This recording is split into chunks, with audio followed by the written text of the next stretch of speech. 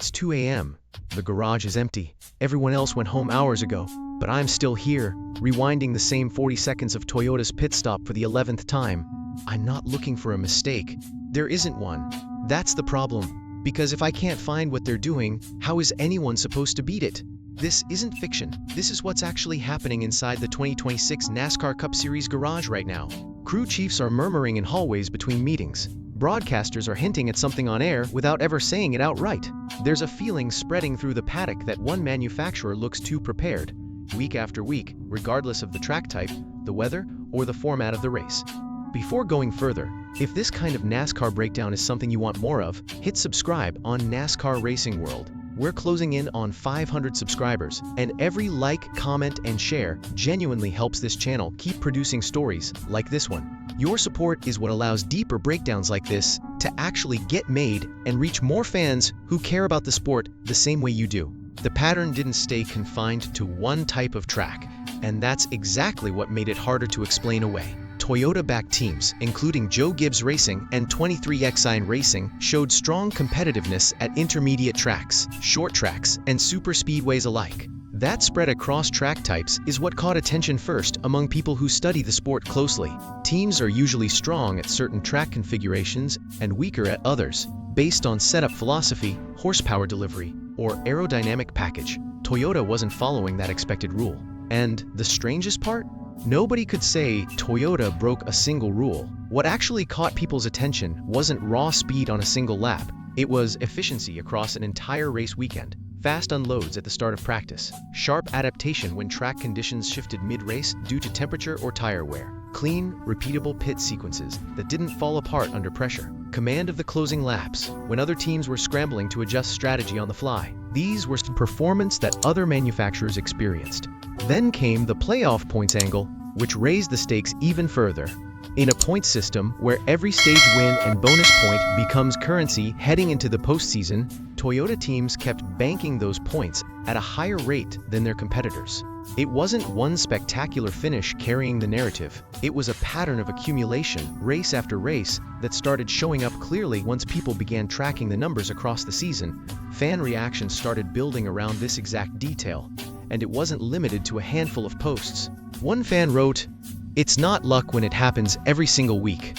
Another fan asked, "Why does Toyota never look rattled, even under pressure?" These weren't isolated comments scattered across social media. They reflected a growing sentiment across the fan base that something structural was happening inside these race teams, not something accidental or lucky. Rival crew chiefs were caught in an uncomfortable position throughout this stretch of the season. Publicly, in post-race interviews and media availability, they praised Toyota's execution and consistency. Privately, according to the growing chatter inside the garage, the concern was mounting with every passing week. And then, one man decided to say the quiet part out loud, in front of cameras, without hesitation. Denny Hamlin didn't avoid the conversation when it was put in front of him. He walked straight into it. When asked directly about Toyota's performance across the season, Hamlin called it a fair advantage. Those three words carried more weight than a simple explanation ever could. They implied years of investment behind the scenes. They implied simulation technology maturing over time, refined race after race. They implied manufacturer-wide collaboration reaching a level competitors hadn't matched yet. Instead of calming the speculation, the phrase intensified it almost immediately. Fans and analysts began dissecting the statement word by word, looking for what it confirmed and what it left unsaid. A fan replied, "Fair advantage or fair warning?" Another commenter wrote, "Funny how fair only shows up after you're already winning everything." By the time Hamlin's words spread across every timeline and made their way into broadcast commentary, the question wasn't whether Toyota had an edge anymore. It was whether anyone could catch up before it was too late in the season to matter. The pressure didn't stay isolated to Toyota's rivals on the surface level of interviews and headlines. It moved deeper into the garages themselves, into the rooms where decisions actually get made. Engineers at competing manufacturers started working longer hours than usual. Simulation departments quietly began reviewing their own models against what they were observing from Toyota on track, trying to find the gap in their own preparation. Crew chiefs went frame by frame through Toyota's footage, looking for hidden patterns in pit execution, radio communication timing, and strategy calls that might explain the consistency. The pressure wasn't only technical in nature. Sponsors expected answers about competitiveness heading into the playoffs. Drivers fielded uncomfortable questions after nearly every race weekend, regardless of where they personally finished that day. A theory war began forming inside the sport as a result. Some blamed technology investment. Some blamed communication systems between the pit box and the driver. A few, without any actual evidence to support it, whispered about something hidden beneath the bodywork of the cars themselves. None of it held up under scrutiny once inspection processes ran their course. No rule violations were found by NASCAR officials. No illegal parts were discovered during post-race technical inspection.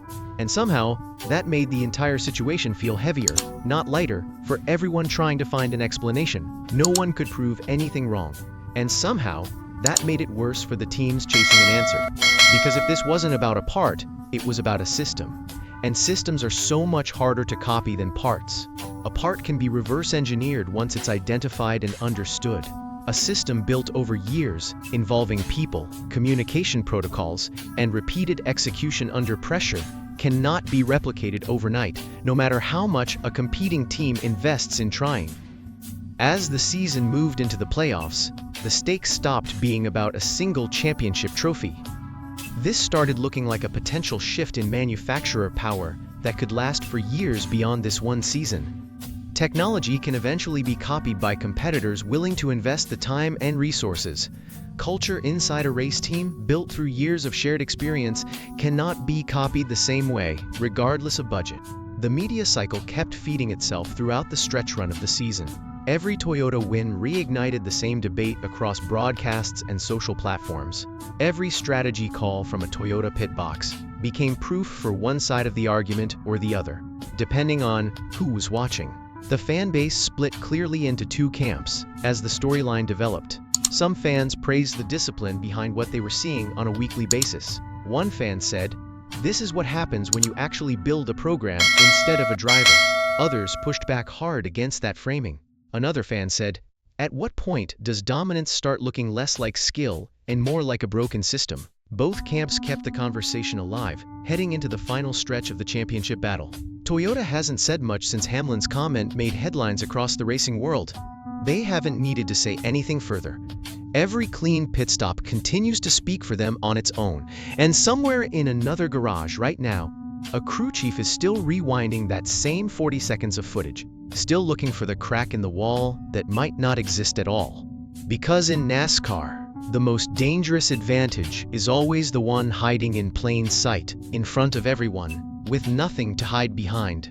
If this kind of story matters to you, don't scroll past it without doing something about it. Comment your take below and tell us which side of this debate you're on. Share it with another NASCAR fan who needs to see this breakdown for themselves. Subscribe to NASCAR Racing World so you don't miss the next story. Like it when it drops. If you enjoy real NASCAR breakdowns like this, you'll like what's coming next.